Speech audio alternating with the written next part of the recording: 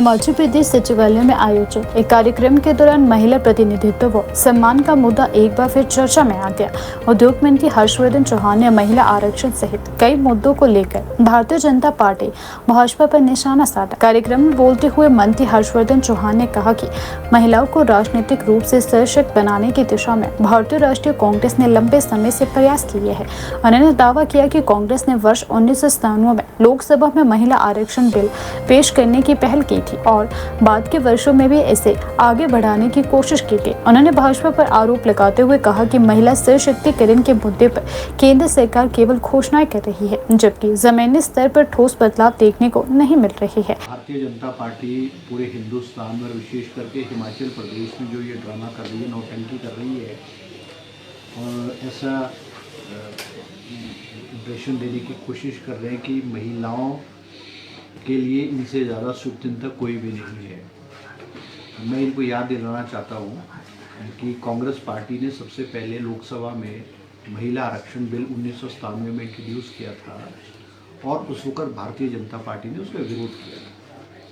कांग्रेस ने bill introduce किया था कि 1/3 महिलाओं को जो राज्यसभा है और लोकसभा में जो है वो जगह दी जाए, मगर उन्होंने इसका विरोध किया था। और अब दोबारा से 2023 में दोबारा से बिल पास हुआ, जबकि लोकसभा चुनाव जो है 2024 में हुए और चुनाव से ठीक पहले 2023 में इन्होंने महिला आरक्षण बिल को पास किया और ये कहा कि 33% आरक्षण जो है वो महिलाओं को मिलेगा और साथ में ये भी कहा कि 2029 की लोकसभा चुनाव में मिलेगा। अगर इनकी मंशा ठीक होती तो 2024 के जो लोकसभा चुनाव तो उसमें इंट्रोड्यूस करते और उस महिला आरक्षण बिल को सभी राजनीतिक दलों ने, जिसमें कि कांग्रेस पार्टी ने भी सब सपोर्ट किया और सर्वसम्मति से और 2/3 बहुमत से ज़्यादा वो पास हुआ और उसमें बिल का रूप लिया गया। मगर उसमें इन्होंने खुद लिखा अगर इनकी मंशा ठीक होती तो 2024 के लोकसभा चुनाव में करते और जो 542 सीटें हैं उसमें ही 33% आरक्षण महिलाओं को देते, मगर इनकी मंशा ठीक नहीं थी। अब जब दोबारा से चुनाव 5 राज्यों का चुनाव हो रहा था, जिसमें कि सबसे महत्वपूर्ण वेस्ट बंगाल है, असम है, तमिलनाडु है, केरला है और पौंडीचेरी में 5 राज्यों के चुनाव थे, उसके ठीक पहले और विशेष अधिवेशन बुलाया, स्पेशल सेशन जो है वो इस बिल को पास करने के लिए बुलाया इन्होंने और चुनाव को 5 राज्यों के चुनाव के मद्देनजर देखते थे।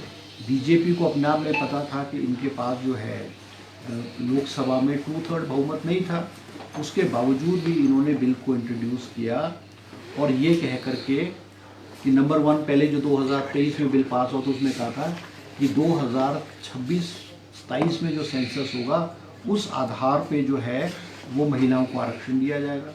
अब इनका स्टैंड दोबारा से क्यों चेंज हो गया? जब ये पहले बिल में 2023 में ये कहते थे कि 2 नए सिरे से डिलिमिटेशन होगा और 2026-27 में जो नया डिलिमिटेशन हिंदुस्तान में होगा उस आधार पे 2029 में महिला आरक्षण बिल जो है और महिलाओं को कितनी संख्या सीटें दी जाएगी वो होगा। मगर चुनावी लोकसभा विधानसभा को देखते उन्होंने किया। और आप ड्रामा देखिए बीजेपी का, भारतीय जनता पार्टी के जो लोग हैं, पहली बार भारतीय जनता पार्टी ने महिलाओं को स्टेज पे बिठाया। मैं इनसे ये पूछना चाहता हूँ, जो बड़े बड़े नेता हैं, बिंदल जी है, जयराम जी हैं और लोग हैं, आज से पहले आपने महिलाओं को स्टेज क्यों नहीं दिया? और आज के बाद भी आप देख लेना, उस दिन के बाद महिलाओं को कभी भी स्टेज पे कुर्सी नहीं मिलेगी। मगर एक नौटंकी और ड्रामेबाज और एक सिंपैथी गेन करने के लिए इन्होंने जो है ये ड्रामेबाजी हिमाचल प्रदेश और हिंदुस्तान के अलग अलग क्षेत्रों में कर रहे हैं। सिर्फ भ्रमित करने की कोशिश कर रहे हैं। मैं कह सकता हूँ कि हिंदुस्तान की महिलाएं जानती है कि इनकी मंशा इनको आरक्षण, महिलाओं को आरक्षण देने की नहीं थी। इन्होंने केवल और केवल राजनीतिक लाभ लेने की जो है 5 राज्यों में कोशिश की है और अच्छी तरह जानते थे ये बिल पास होने वाला नहीं है। ये मुझे बताए कि रूरल डेवलपमेंट में, पंचायती राज सिस्टम में महिलाओं को 33% जो है वो राजीव गांधी जी ने और कांग्रेस पार्टी की सरकार ने जो है वो दिया है। शुरू से लेकर के कांग्रेस पार्टी ने हमेशा से लेकर के महिलाओं को आगे बढ़ाने की कोशिश की है। हिंदुस्तान की पहली राष्ट्रपति जो है वो कांग्रेस पार्टी ने बनाई। हिंदुस्तान की पहली जो मुख्यमंत्री कई राज्यों में बने वो कांग्रेस पार्टी ने बनाई। हिमाचल प्रदेश में हमारे जो महिलाएं जो हैं जिस प्रदेश के अध्यक्ष रही हैं, सबसे पहले सत्यवती डांग जो है वो 60s और 70s में हिमाचल प्रदेश कांग्रेस पार्टी के अध्यक्ष रही हैं। विप्लव ठाकुर जी बनी, श्रीमती विद्या स्टोक्स बनी, प्रतिभा सिंह प्रदेश कांग्रेस के अध्यक्ष हुई। बीजेपी वालों से मैं पूछना चाहूँगा कि एक भी महिला का नाम बताओ कि प्रदेश की अध्यक्ष भारतीय जनता पार्टी की 1980 जब बीजेपी बनी उसके बाद 46 साल में बीजेपी ने एक भी प्रदेश की जो भाजपा की अध्यक्ष है क्यों नहीं बनाई है? अगर इतने इनको चिंता थी, महिलाओं की चिंता थी और इतने ये शुभचिंतक महिलाओं के बनते, आज तक इन्होंने बनाई है।